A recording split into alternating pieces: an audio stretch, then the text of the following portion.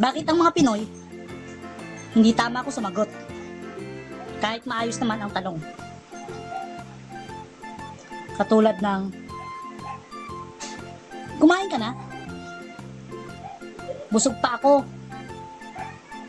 Di ba? Nandyan ba ang nanay mo? Bakit po? O, tama ba yung sagot na yun? Anong oras na? Maaga pa. Oras ang tinatanong, hindi sinabi yung tamang oras, kundi sinabi maaga pa.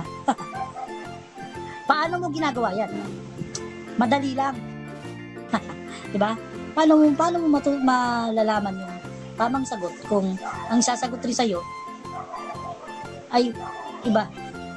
Ang ginagawa, paano mo ginagawa yan? Ang sagot mo naman, madali lang. Bakit wala ka kahapon? Absent ako. Diba? Natanong kung bakit wala siya kahapon. Pero ang sagot niya, absent siya. Natural, wala nga siya kahapon, diba? Pwede niya naman sabihin na nagkasakit ako, masakit ang ulo ko.